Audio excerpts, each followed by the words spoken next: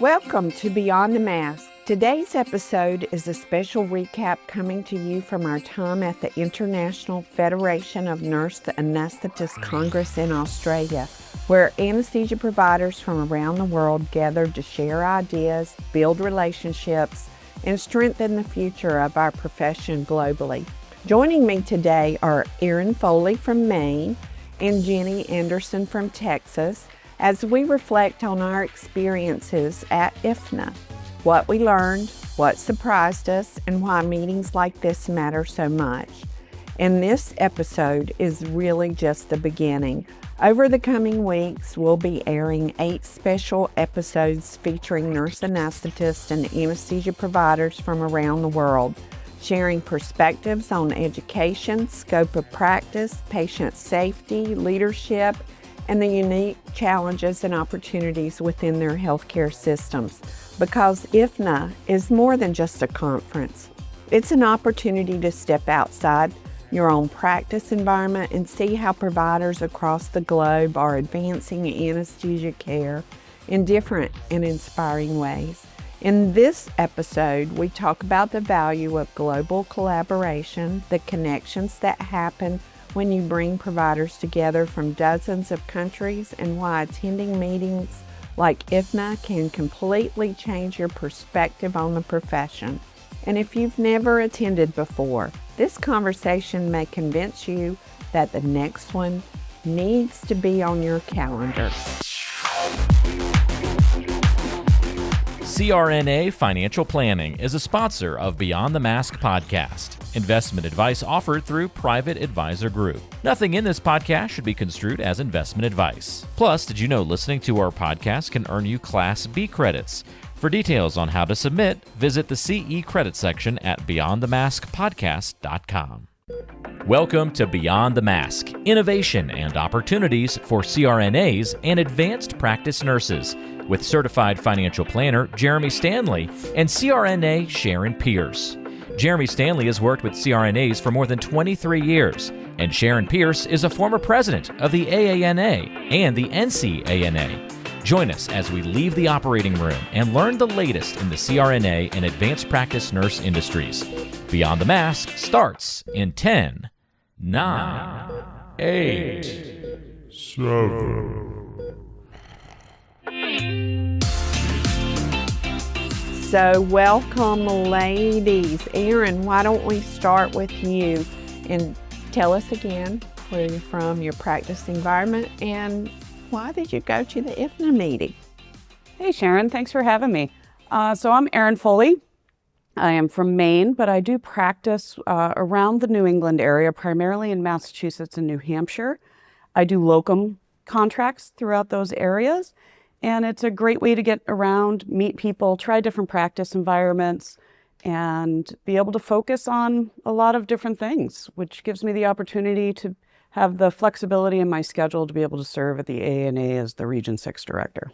And being 1099, as I am, we can go and do these things that W-2s may not be able to do. You know, those 1099 benefits keep showing up, and I love them every day. Yep, same.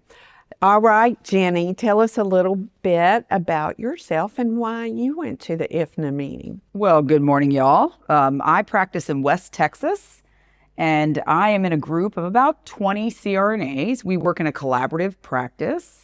I love it out there. It's a wonderful place to work, and I really enjoy having the freedom of flexibility as well, even though we have a permanent 1099 contract. It's very nice. Oh, and that's why you were able to come too. That's right. Exactly. So what were your first impressions walking into the IFNA meeting and seeing anesthesia providers from all over the world gathered in one place? And before we answer that question, was this your first IFNA meeting? No, ma'am. We actually attended IFNA 4 years ago in Croatia. And we were hooked. And we were hooked. And the both of us have been talking about it for the past 4 years, waiting for the announcement that it was going to be here in Australia. And then I mentioned it every time I do my in-flight medical emergency lecture that I give around the country, because that actually started on the flight to Croatia. Oh, that's right. Actually, I taped you on that Yeah, podcast. and that's where you and I actually, I think, became closer friends. Yep. Got to really know each other because it's a different environment, which is one of the great things about IFNA.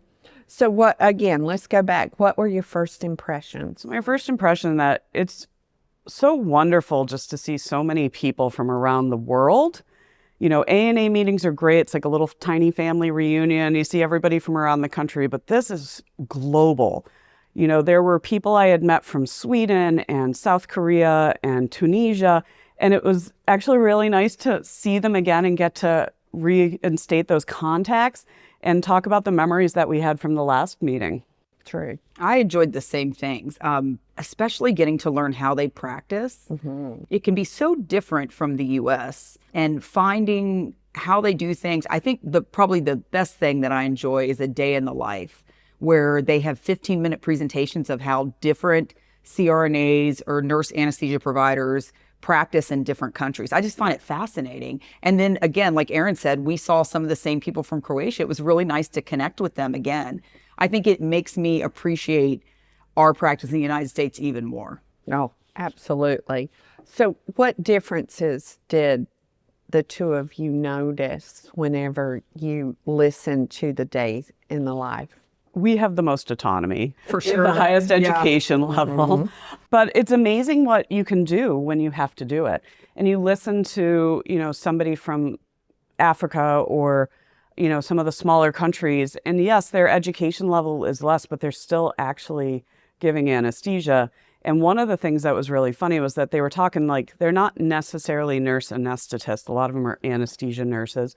But the nurse anesthetists kind of said the same thing. They do work collaboratively with a physician. The physician comes in and then weirdly they might not see them for the rest of the day. So there were some similarities there that we experience in the States. And yet with that title, they may not have much recognition for the work they do, but they're actually doing the work. Their pay is Minimal. Yes. nothing like ours. And as our listeners will know, this year is the 30th anniversary of us getting third-party reimbursement. So shout out to the 7 presidents that went through that whole process, including one of my mentors, Sandy Ouellette. And so if you're in Boston at the meeting, they'll be having a panel discussion. So please go and attend that. Sorry, I digressed a little bit from IFNA, but Sandy was president. Well, that's a good thing you touched on, Sharon. I kind of felt like in some ways, listening to some of their experience, it was almost like diving into our own history because some of these countries are at different stages that we were in the U.S. Finding out how hard they're fighting, first of all, to get recognition for just their name, right, to get recognition for the work they do, to even get recognition for starting programs and moving the programs into a master's level. I just found that fascinating. It felt like we were at different stages within our own history. You're exactly right. And of course, we all wear our blingy CRNA pins. Oh, yeah. But that is a name that is just indigenous to the United States. Yes. You know, as we sit here taping this on Florence Nightingale's birthday, like how apropos that, you know, we just came from this international nursing conference and anesthesia conference, and we sit here talking about it on Florence Nightingale's birthday and International Nurses Day. It's really exciting to kind of put all of that together. Well, she also said it would take 150 years before nursing was fully or even remotely recognized. And she wasn't wrong. No, she wasn't wrong. She was a prophet. And as we tape her today, we're also watching kangaroos hop sitting outside. out our back windows. Amazing. That's a good reason why to come to these international meetings. Kangaroos, koalas. Koalas. Yes, we went and held and cuddled with koalas, and then we smelled a little bad. Like a koala. They were still cute. We brought more than the memories home. Yes, we did. Yes, we did. So we touched a little bit about advocacy and scope of practice, and we're talking to our neighbors across the world. Anything else besides that you guys want to chip in that y'all may have heard? You guys were better at talking to people during this meeting because I was podcast taping for an entire day, which limited my access to some of these people. But Erin, you do a lot of advocacy in Maine and other states. What did you find whenever you were talking to your colleagues? I was having some great conversations with people around the world. I had a long conversation with 2 anesthesia nurses here in Australia. And I actually have a friend who also works here in Australia who's in a nurse practitioner program. She and I met when I was living in London.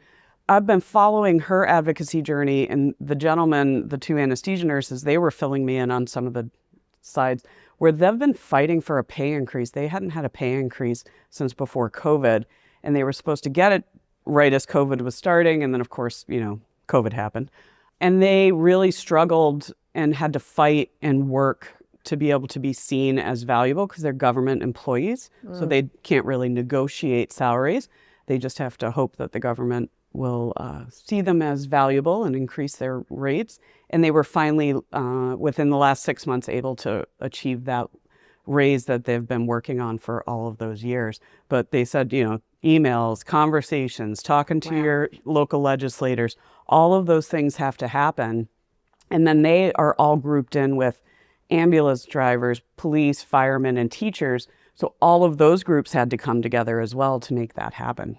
Wow, that is truly interesting. People won't socialize medicine till they don't. Right. It was interesting on healthcare policy and how your legislature is involved, because as Erin touched on that, I was asked a lot of that too at this conference, more than I feel like I was asked in Croatia, perhaps because I think I ran into more European CRNAs or nurse anesthesia nurses, however they're called in their country, when we were in Croatia than we were here. But the Australian, they really wanted to know more about, like, how did we get to the healthcare policy that we have? They were very fascinated by that and asked me a lot of questions about what our journey was, especially in Texas, being the federal political director of Texas. They were interested in how we move the needle. And I thought that was really interesting. They really wanted, even though they have a very different political system, they wanted to know what we had done as organizations to move forward. So they're really at a time where I'm excited for them. It was really fun to hear their journey and what they're trying to do to learn that advocacy is something they're probably going to have to collectively get together and move forward on. Can you imagine trying to get your raise from the legislature? Yep. Oh, yeah. My gosh. And it boggles the mind. I got a lot of questions about billing. They were like, well, if you just don't get paid by the government, like, how do you bill? And, trying to explain our billing is like, here's a that Rubik's was like, Cube. we could be here all night. Have fun. So trying to give them that 30,000 foot view of how we bill. And they're just fascinated by it because one of the comments they said, we never have to think about that. And I said, that must be a really nice thing. Right.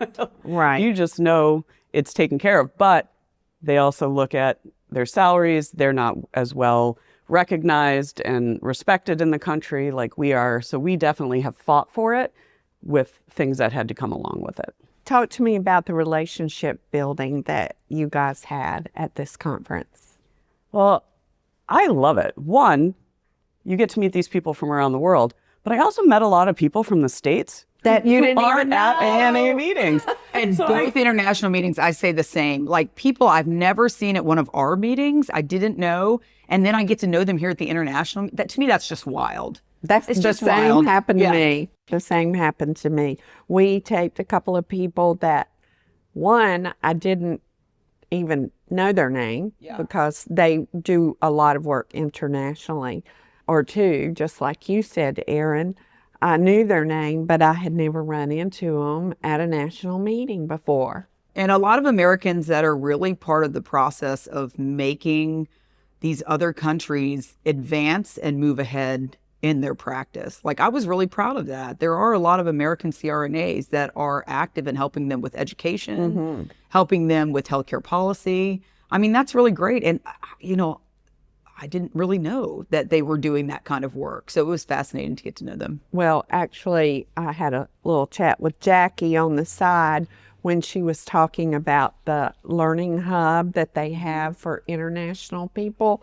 I'm like, Jackie, why have you not been on the podcast to talk about it? Even CRNAs from the United States. So, listeners, I will drag Jackie in and we'll do a podcast so you can learn about it, because I'm sitting there in the audience thinking, oh my God, why didn't I'm a pretty plugged in member, I would say. Right. But I didn't even know about it. Now, on the flip side, it was interesting to me to also learn how many areas many of them work in. Like, I enjoyed the talk from Morocco, or Morocco, as he says. He said a very sing-song way of speaking, which I loved. I love listening to him talk. But it was interesting to me that their CRNAs not only work in the OR, but they work quite a bit in the ICU. And they have several different places that they work and if it's busier in the ICU and they need help managing ventilators, they go there and they work there. And then if it's busier in the operating room, they just switch and they go back to the operating room and do work there. So I thought that was very interesting. Actually, we interviewed a CRNA, well, I say CRNA, anesthetist who runs hyperbaric chambers. Oh, that's fascinating. Yep. It was absolutely fascinating. You're in for a treat when you listen to her. You've probably wondered at some point, should I stay W-2 or go 1099? And more importantly, what would that mean for my income? AANA has launched a new 1099/W-2 income comparison calculator designed to help you compare W-2 compensation with potential 1099 earnings in just minutes. It also helps you understand how taxes, deductions, and expenses could impact your take-home pay. Try the 1099/W-2 calculator today and see how your potential earnings compare. Visit aana.com/1099 calculator to explore the tool, or check this episode's description for the link. The 1099/W-2 income calculator, helping CRNAs better understand the financial side of their career choices. Remember, that's aana.com/1099 calculator.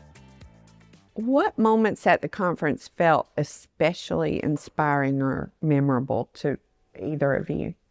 I have to say that the opening ceremonies is so exciting. I love that part. They do a parade of the flags and you get to see everybody and realize just how big anesthesia is around the world and how many people are engaged in it. And then they had a keynote speaker from Mexico. So good. He was phenomenal. And he was very real. And he told a very difficult story about a meningitis outbreak in Mexico related to neuraxial anesthesia. But at no point was he pompous about it. He was very down to earth. He was very open about what had happened there and really just using it as a way that we can all be better. Actually, we interviewed him also. And That's one to listen to. it's a must He listen. was great. He was fantastic. And he was a general practitioner, a physician from Mexico, but got involved with anesthesia. But wait, I don't want to give it away. You'll have to listen to that tuned. Stay tuned for that one. We're not going to tell you. Absolutely. So how does attending this global meeting like IFNA help strengthen leadership and professional identity back home? Does it? I think so. I'll tell you, for me, it made me, I think we all tend to probably not appreciate what we have all the time. We do, Amen. especially in leadership, we do so much fighting for, just to be recognized, to move forward. And it was nice. I think this always makes me take a step back and say, wow, like I'm standing on the shoulders of giants that really moved this profession forward. And I am so blessed and lucky that I get to practice the way I do in the US.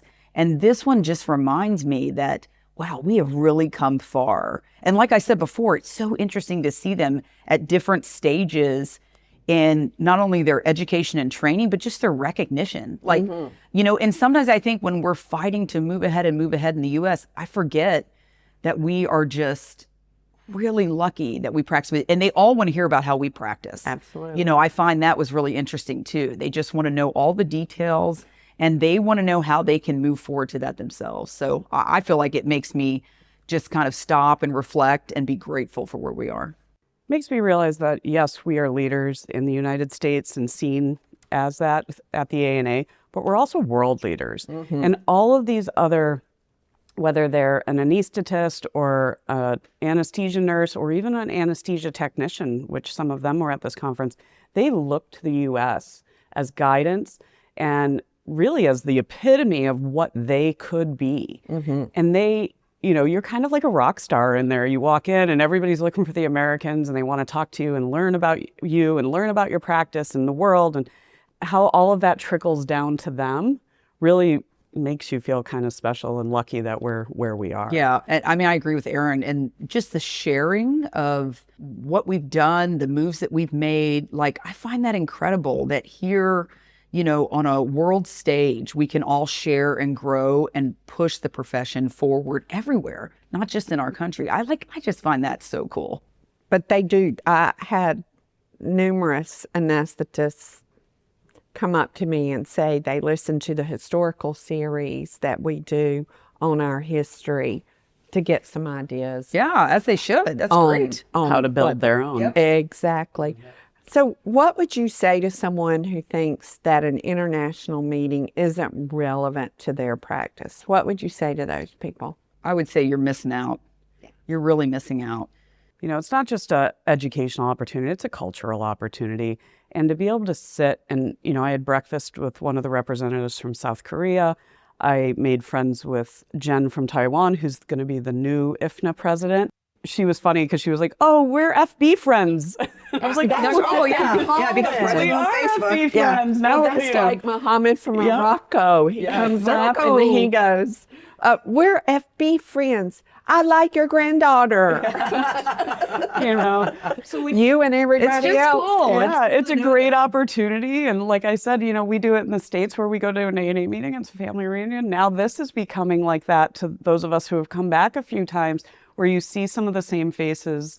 And granted, we only see them once every 4 years, but it's pretty amazing to walk into a room with that many people and see familiar faces from around the world. Well, because of you two, I got to meet 2 Australian nurses, and I have a new nickname now. Oh, Shazza. yes, Shazza. We were informed Sharon is not Sharon here in Australia. It's Shaz. Shazzaruski. Yeah. Shazzalina. They had many names for you. Many nicknames for me in just a couple of seconds.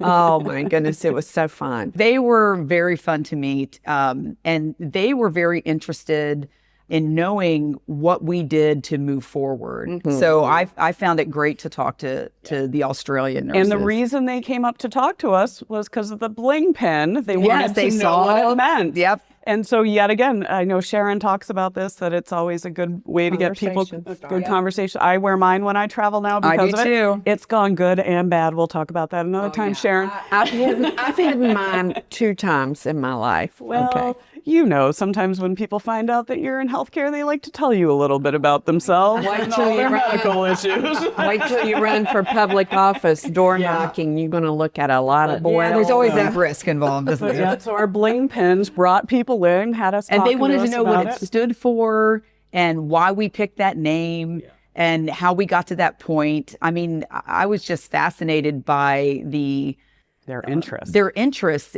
in all of that. Actually, we've never done a podcast on why we picked that name. Sandy, I know you're listening. Yes. Go ahead and start out. But it is interesting. I don't think a lot of Americans do know that anesthetist is how they, did I say it right? Right. Anesthetist. Yeah. It doesn't roll off the tongue for me easily, but that is what most of them say, and not anesthetist as we say.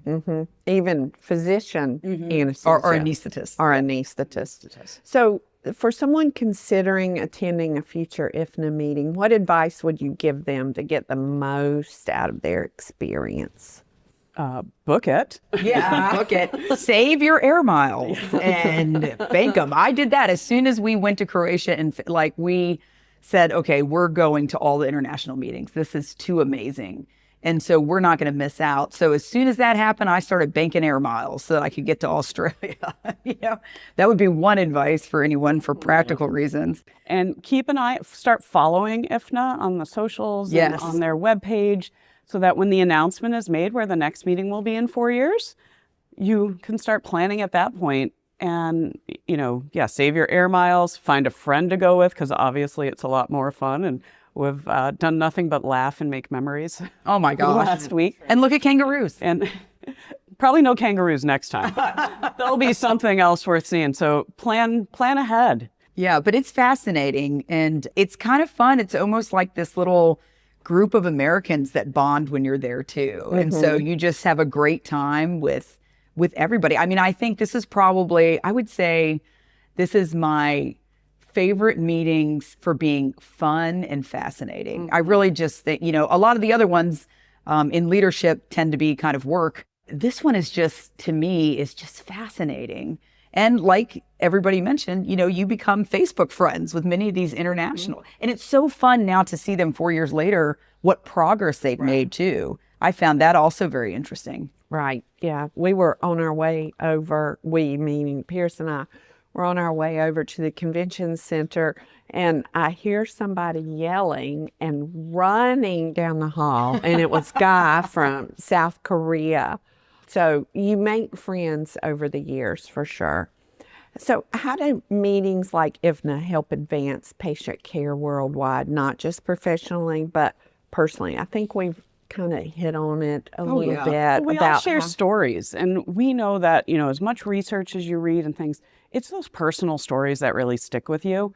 And so having the opportunity to share the stories not only amongst ourselves in the States, but worldwide. And it's been interesting to hear this had happened, but we didn't really hear a lot about that meningitis outbreak from neuraxial in Mexico. Right, I hadn't here heard in the about it. state. So that it makes you start thinking again. And it actually elicited a very long conversation after that lecture about what do you have to wear? They just changed the rules here in Australia where they no longer have to wear a sterile gown. And they were floored and really scared about that. And we're like, oh, we don't wear sterile. Yeah. So it was a great way to just even simple conversations like that where practice is changing, seeing how other people do it. Does it work? Does it not work? Should we be concerned? On that is same it okay note, to kind of get on board? It was very interesting to hear some of the drugs that are coming forward in other countries that we don't have much knowledge of yet here in the U.S.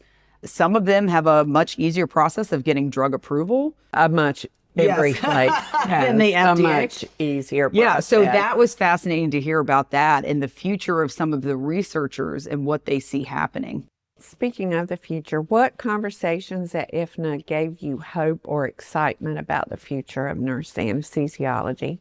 All of them. All of them. Everything. That was the great thing, is that we're looking at how we practice in the States, but then how much potential is out there across the world is really inspiring. So much potential. And there are so many different countries at different stages in that potential. So it's just fascinating to see where they're moving to. But definitely, I would say, the U.S. is the one that has the most.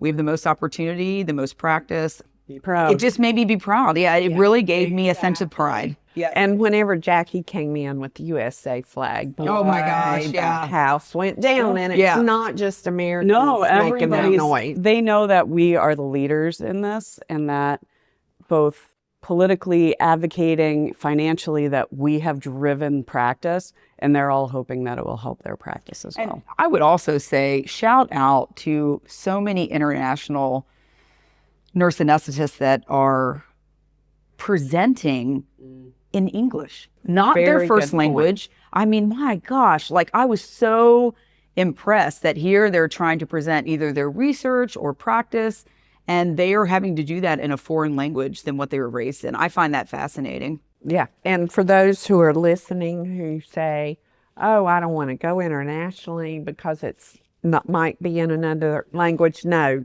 everything's in English. Everything is in English. And everyone there speaks English. So even just, standing at the coffee station, grabbing something, you're chatting with people from all these countries, and you're just having a chat like any other place. Exactly. If you had to summarize why someone should attend the IFNA in one sentence, what would you say? Ooh, one sentence? Oh, that's a tough one. That's a tough one, Shaz. It could be. Let's see Shazza. We're not drinking wine right now. But soon. That would be number one. Coming. Yeah, but soon. We're in the wine region in Australia as we tape right now. Gosh, I don't even know if I can pick. I think it's just one word. What do you think the one word is? Go. Go, yeah. I was going to say opportunity. Don't miss out. It's an opportunity. Don't miss you out. You will not be upset. You won't regret it. All the memories.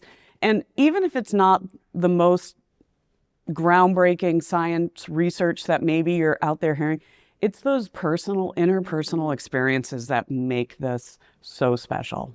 It really does. And then also you get to kind of explore A new country. which is always fun.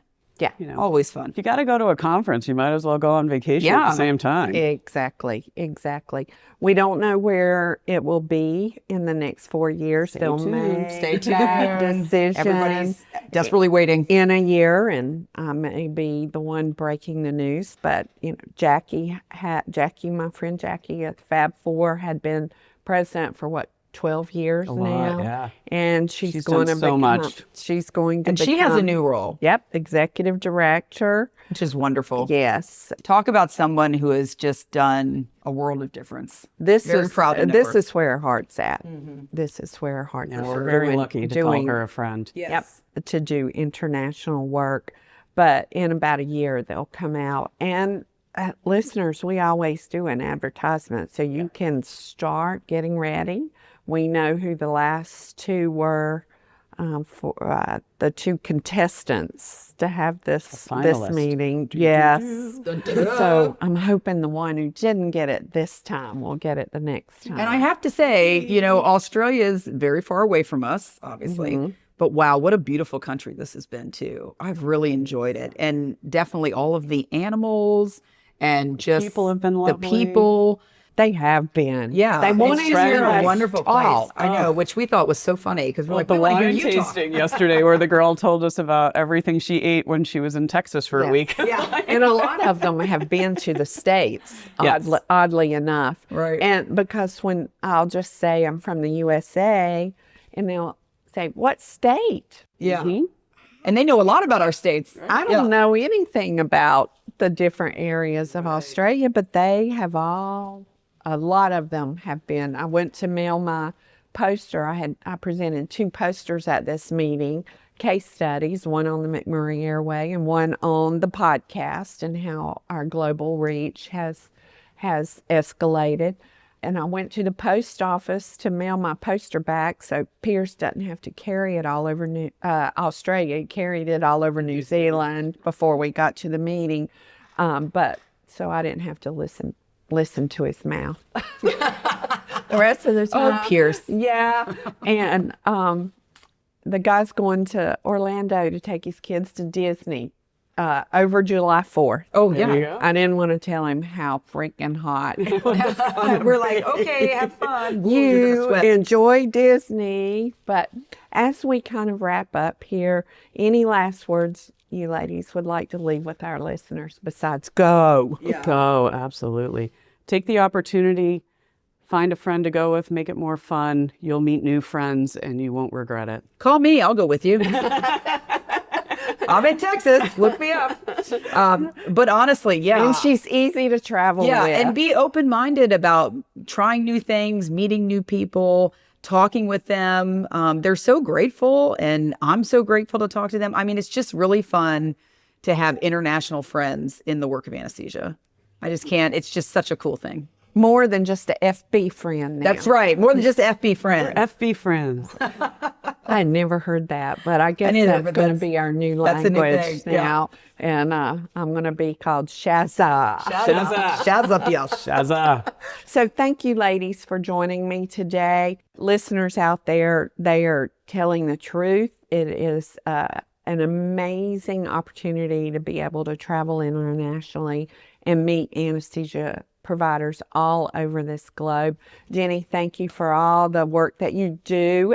We'll be interviewing you later because we have an FPD winner. Oh, thank you. Thank you very much. Oh, my God. But thank you for your leadership in that area. Advocacy can be a difficult place to be in. Amen. In so many ways. And Erin, thank you for your service on the board. Thanks, Jazz. I've done that myself too. That's also You know what a it's like. different. I know what it's like, even though it's been a number of years ago. What's always old is new again, and everything is still the same. The players are just different. So thank you for your service in that area. And with that, I think it's a wrap. And Jeremy, you missed out, Jeremy. Poor Jeremy. You missed it being at this meeting, and you will be there the next time. It's a wrap.